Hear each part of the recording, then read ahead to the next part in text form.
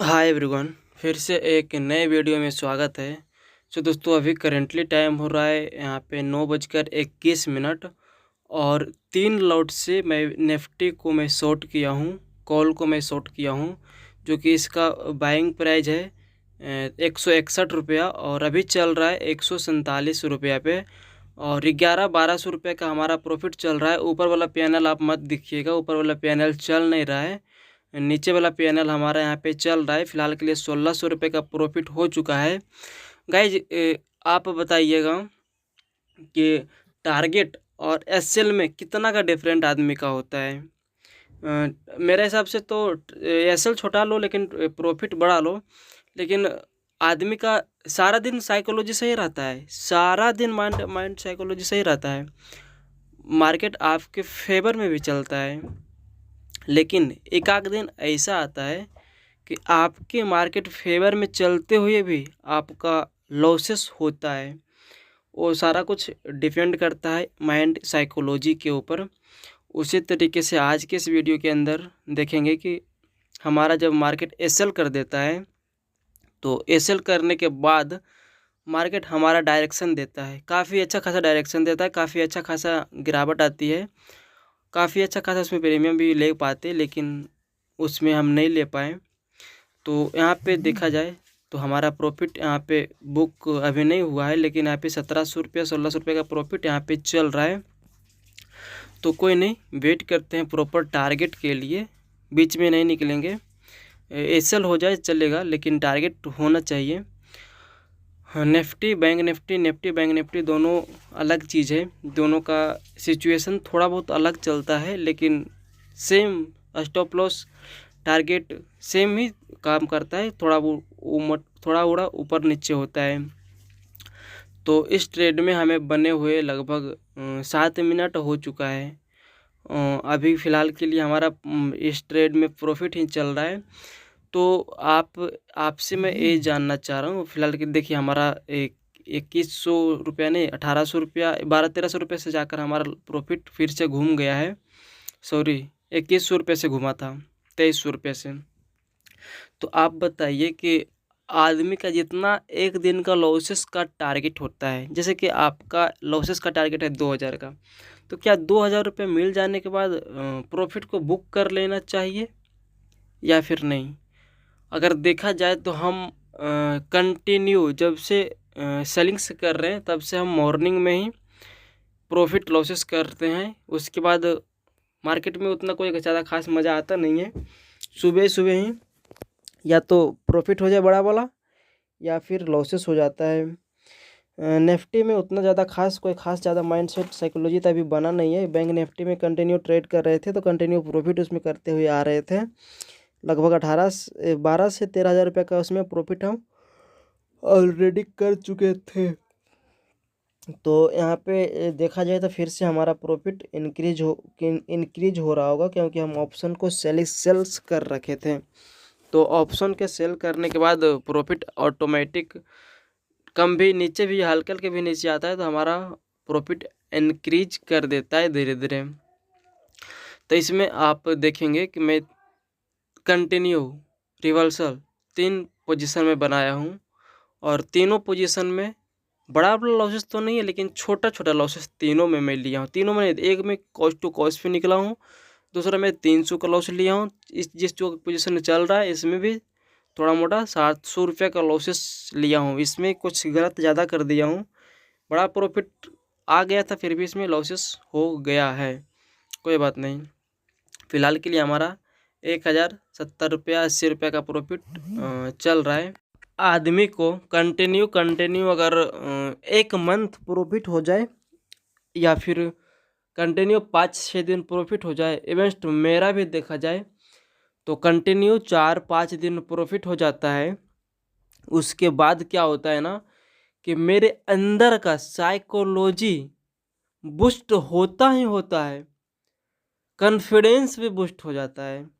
मैं कितना बार अपने अंदर इस चीज़ों को मैं झाँका हूँ। सही बात है, मेरे अंदर वही होता है कि 3-4 दिन, अभी 3-4 दिन से कंटिन्यू हमारा प्रॉफिट होते हुए आ रहा था, ठीक है, इससे कोई दिक्कत नहीं थी। लेकिन कंटिन्यू प्रॉफिट होने के बाद साइकोलॉजी इतना स्ट्रांग हो जाता है कि बस हमको वही चाहिए, उतना ही दूर चाहिए। कुछ ऐसा ही मेरे साथ होते हुए आ रहा है। इसी के कारण से हम इस प्रॉफिट को नहीं बुक कर पाए, बट कोई नहीं यार, एक बार प्रॉफिट, माइंड साइकोलॉजी को अगर स्ट्रांग करना है, बड़ा बनाना है, तो बड़ा झेलना भी पड़ेगा। तो इसीलिए बड़ा बनने के लिए बड़ा सोचे रखनी ज़रूरी होती है। इसका मतलब ये नहीं कि आप हमेशा आपको बड़ा ही टारगेट मिलेगा। आप मार्केट के सिचुएशन के हिसाब से आप देख सकते हैं कि आप मार्केट का सिचुएशन किस तरीके से है, कितना प्रॉफिट दे सकता है, कितना दे रहा है, ये सारा कुछ आपको मेजर करना पड़ेगा। तभी कहीं जाकर आप एक बड़ा टारगेट के लिए वेट कर सकते हैं। और ऑप्शन सेलिंग्स में बात किया करें तो ऑप्शन सेलिंग्स में तो आपका ऑलमोस्ट 100% जितना प्रीमियम आप पे करेंगे उतना ही तो आपको मिलने वाला है ना। और ऑप्शन बाइंग्स में एक चीज़ नहीं होता है, लेकिन प्रोबेबिलिटी और वेरी हाई होता है कि ऑप्शन सेलिंग्स ज़्यादा पैसा कमा पाता है ऑप्शन बाइंग की अपेक्षा। लेकिन हाँ, जो ऑप्शन बाइंग अच्छे से कर लेता है उसके सेलिंग्स के अपेक्षा कितना गुना ज़्यादा कमाता है। तो आप अपने ऊपर डिपेंड करते हैं कि आप ऑप्शन बाइंग करते हैं या फिर सेलिंग्स करते हैं। अगर आपका फंड ज़्यादा हो गया है, जैसे कि आप ट्रेड करते हुए आ रहे थे 10 लाख से और आपका हो गया 50 लाख या ये 1 CR हो चुका है, तो अगर आपसे फंड मैनेज नहीं हो रहा है बाइंग में, तो कोई दिक्कत नहीं, उस फंड को आप निकाल दो और दूसरा डीमैट अकाउंट में डाल दो। उस डीमैट अकाउंट दूसरे डीमैट अकाउंट से सेलिंग्स करो और इस डीमैट अकाउंट से बाइंग्स करो, तब कहीं जाकर मैनेज हो जाएगा। और यहाँ पे देखा जाए तो हमारा गाइस ये कैंडलें हमको यहाँ पे देखकर ऐसा लग रहा है कि एक कैंडल इसी के बीच रुकना चाहिए, लेकिन पता नहीं, कन्फर्म कुछ नहीं है। मार्केट है, ISL होगा तो SL देंगे। अगर मैं मार्केट को चलाता तो फिर मैं जिस साइड में ट्रेड लेता उसी साइड को मार्केट को भागने के लिए बोलता। लेकिन सारा कुछ प्रेडिक्शन के हिसाब से, प्रेडिक्शन जिस तरीके से होता है उस तरीके से काम करता है। फिलहाल के लिए हमारा लॉसेस नहीं बल्कि प्रॉफिट 300 रुपये हमारा चल रहा है और हमारा मार्केट डायरेक्शन में जा रहा है। 3 लॉट से सेल कर रखा हूँ, लेकिन देखा नहीं था, बाच लिस्ट में ऐड था तो मैं वहाँ से उसी को मैं सेल कर दिया हूँ। और मैं यहाँ से जहाँ तक मैं अपने आप को मैं यहाँ से देख पा रहा हूँ, मेरे को ऐसा फील हो रहा है कि इसमें प्रीमियम घट नहीं रहा है, मतलब आउट ऑफ द मनी हो चुका है ऑलरेडी, इसलिए इसमें प्रीमियम नहीं बढ़ रहा है। वो जो टारगेट हमारा देख रहे हैं, मैं बाद में देखा कि ये हमारा टारगेट से नीचे एक और रेजिस्टेंस वो नीचे था, बट टारगेट मैंने लगा दिया। उसके बाद मैं डे कैंडल पे जाकर देखा तो देखा ओ माय गॉड, यहाँ पे एक रेजिस्टेंस है ऊपर के लिए। ऐसा होता है कि घनश्याम सर का मानना है और कहना है, कहते भी है कि अगर मार्केट का ट्रेंड डाउन है तो ऊपर जाने के लिए मार्केट रेजिस्टेंस स्ट्रांगली फील करेगा, नीचे सपोर्ट वैसे ही तोड़ते हुए निकल जाएगा। अगर आपका ट्रेंड अप है तो मार्केट हर एक सपोर्ट को स्ट्रांगली फील करेगा और हर एक रेजिस्टेंस को 1-2 कैंडल में तोड़ते हुए निकल जाएगा। बिल्कुल सही है, हमेशा ऐसा ही होता है। और यहाँ पे हमारा लॉसेस जा रहा है, मतलब प्रॉफिट से लॉसेस जा रहा है, तो इसमें कोई रुकने का सेंस तो बनता नहीं है।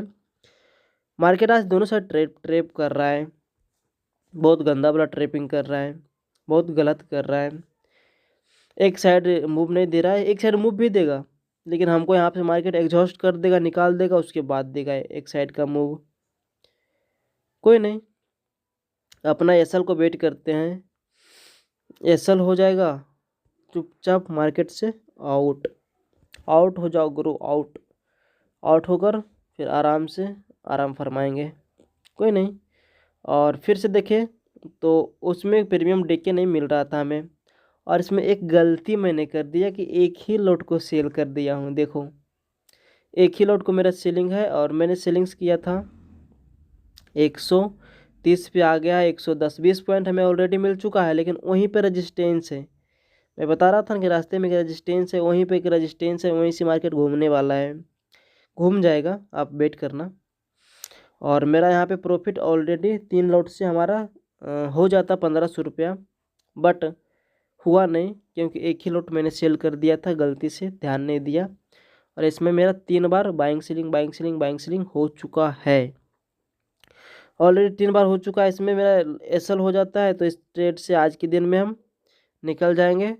और उसके बाद कोई आज के दिन में आज ट्रेड नहीं बनाएंगे, क्योंकि मैं ऑलरेडी मेरा 3 ट्रेड ऑलरेडी हो चुका है। वैसे देखा जाए तो डायरेक्शन में ही ट्रेड हुआ है, लेकिन एक ही ट्रेड हुआ है, डायरेक्शन में ही ट्रेड हुआ है, लेकिन एक ही ट्रेड नहीं, 2 ट्रेड नहीं, बल्कि 2 ट्रेड हुआ है। एक ट्रेड वहाँ पे एडजस्टमेंट के लिए मैं निकाल दिया था, लेकिन दूसरा ट्रेड नीचे के लिए बनाना चाहिए था, बनाने का मन कर रहा था, दिल कर रहा था, लेकिन मैंने वहाँ पे सोचा कि ओवर ट्रेडिंग नहीं, कोई दिक्कत नहीं, मार्केट ने आज हमको लिया है, कोई बात नहीं, इसीलिए मैं वहाँ से खुशी खुशी मार्केट से निकल गया। और देखा जाए तो 7 3 10 1100 रुपये का हमारा ऑलरेडी इसमें लॉसेस हो रखा है। ऊपर वाला पैनल नहीं चल रहा है, आप उसको देखकर जज मत कीजिएगा।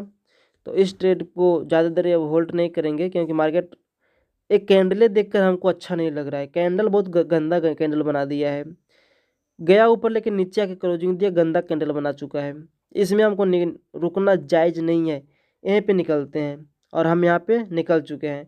और इसमें हम 31 रुपये का बाद प्रॉफिट बुक किया है। टोटल हमारा लॉसेस 1090 रुपये का हो चुका है। डन फॉर द डे आज का मेरा हो चुका है। तो गाइस फिर मिलते हैं किसी नेक्स्ट वीडियो में। आज हम कोई ट्रेड नहीं करेंगे। Bye bye.